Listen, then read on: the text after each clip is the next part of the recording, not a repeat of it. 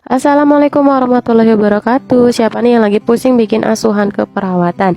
Kita belajar bareng yuk. Yang pertama tentang keluhan utama. Keluhan utama adalah keluhan yang dirasakan pasien sehingga membawa pasien pergi ke rumah sakit untuk mencari pertolongan. Dalam menuliskan keluhan utama harus disertai dengan indikator waktu, berapa lama pasien mengalami hal tersebut. Contohnya nih, buang air besar encer sejak 1 hari yang lalu. Kalau pasien mengatakan misalnya nih, saya sakit jantung, atau saya sakit mah, atau saya punya lambung, nah ini bukan merupakan keluhan utama.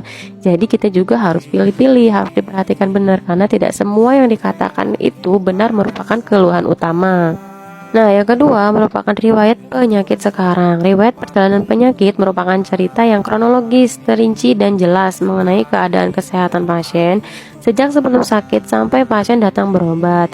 Nah, dalam melakukan anamnesis itu, biasanya kita bisa menanyakan hal-hal sebagai berikut. Misal, waktu dan lamanya keluhan berlangsung, kemudian sifat dan beratnya serangan. Misalnya mendadak, perlahan-lahan, terus-menerus, hilang timbul, cenderung bertambah berat atau berkurang dan sebagainya. Terus lokasi dan penyebarannya, menetap, menjalar atau berpindah-pindah.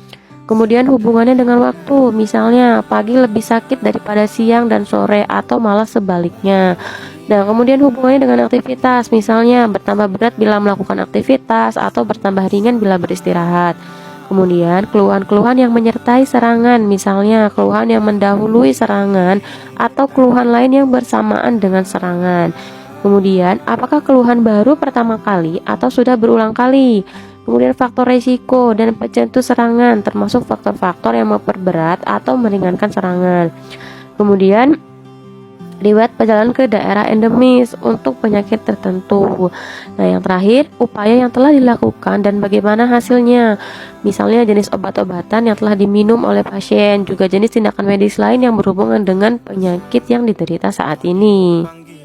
Nah, yang ketiga, riwayat penyakit dahulu. Jadi bertujuan untuk mengetahui kemungkinan adanya hubungan antara penyakit yang pernah diderita dengan penyakit sekarang. Tanyakan pula apakah pasien pernah mengalami kecelakaan, menderita penyakit berat, dan menjalani perawatan di rumah sakit, operasi tertentu, riwayat alergi obat dan makanan, lama perawatan, apakah sembuh atau tidak. Terus obat-obatan yang pernah diminum oleh pasien juga harus ditanyakan.